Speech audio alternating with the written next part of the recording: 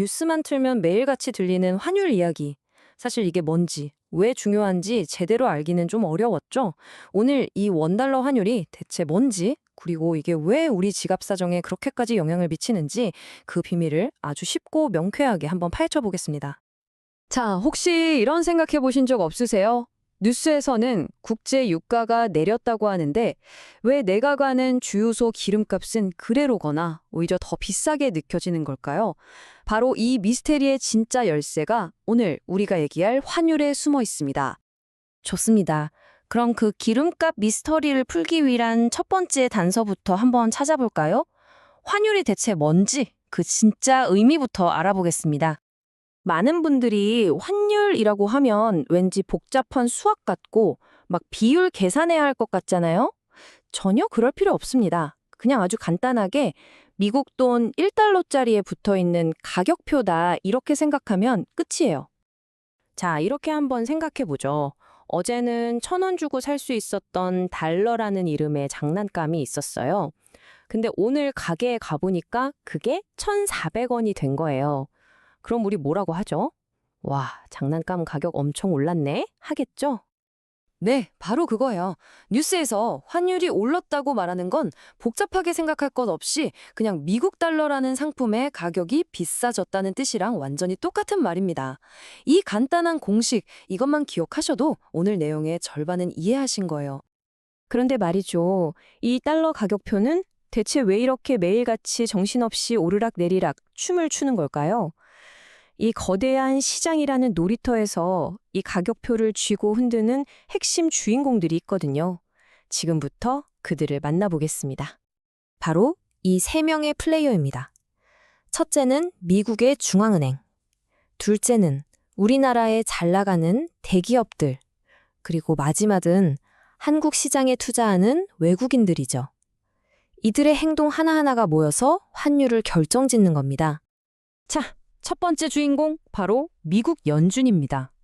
만약에 미국이 전 세계를 향해서 우리한테 돈 맡기면 이자를 그냥 팍팍 얹어줄게 하고 외치면 무슨 일이 벌어질까요? 당연히 이렇게 되겠죠?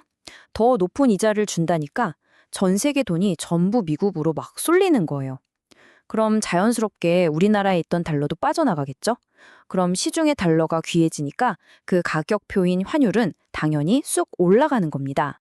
두 번째 주인공은 이건 좀 의외인데? 하실 수도 있어요. 바로 우리나라의 대표 수출 기업들입니다. 이 회사들이 수출해서 벌어온 달러를 시장에 내다 팔지 않고 그냥 꽉 쥐고 있다는 건데요. 이게 왜 그렇게 중요할까요? 이유는 크게 두 가지입니다. 첫째, 요즘 미국의 반도체 공장 같은 걸 엄청 짓고 있잖아요. 그러려면 달러가 필요하니까 벌어들인 달러를 그냥 바로 거기서 써버리는 거죠. 그리고 둘째는, 내일 환율이 더 오를 것 같은데? 그럼 내일 바꾸는 게 더 이득이잖아? 이런 기대감 때문에 섣불리 원화로 바꾸지 않는 거예요. 결국 시장에 풀리는 달러의 양이 줄어드니까 달러는 더 귀해지고 가격은 또 오르는 거죠. 그리고 마지막 퍼즐 조각은 바로 외국인 투자자들입니다. 예전처럼 한국 주식을 사려고 달러를 막 사들고 들어오질 않는 거죠. 그러니까 우리나라 안으로 들어오는 달러의 공급 자체가 줄어든 셈이니 이건 역시 환율을 위로 밀어올리는 요인이 되는 겁니다. 자, 그런데 이렇게 시장이 불안정할 때 환율이 미친 듯이 치솟는 걸 막기 위해서 아주 특별한 방법이 동원됩니다. 지금부터는 시장의 거인과 그 거인만을 위한 비밀 통로에 대한 이야기입니다. 아주 흥미로울 거예요. 우리나라에는 국민연금이라는 시장을 그야말로 한 번에 들었다 놨다 할 수 있는 거대한 손이 있습니다.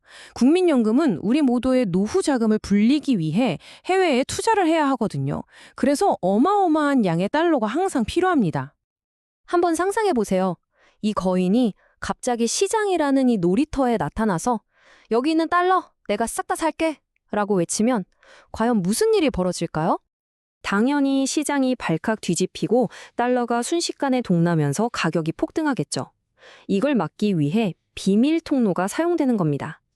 그게 바로 외환 스와프라는 건데요. 시장 밖에서 마치 둘이서만 아는 옥상 거래처럼 한국은행이 국민연금에게 조용히 달러를 넘겨주는 거예요. 시장에 아무런 충격을 주지 않는 정말 스마트한 방법이죠. 자, 그럼 이제 가장 중요한 질문이 남았습니다. 그래서 앞으로 환율, 대체 어떻게 될까요? 우리 모두가 제일 궁금해하는 내용이죠. 바로 이 숫자를 꼭 기억해 두셔야 합니다. 1480원. 전문가들은 이 선을 우리 정부가 경제에 큰 충격이 오는 걸 막기 위해 여기만큼은 반드시 지켜낸다고 생각하는 일종의 심리적 그리고 실질적인 방어선으로 보고 있습니다. 전문가들이 환율이 이제 점차 안정될 거라고 보는 데는 몇 가지 이유가 있어요.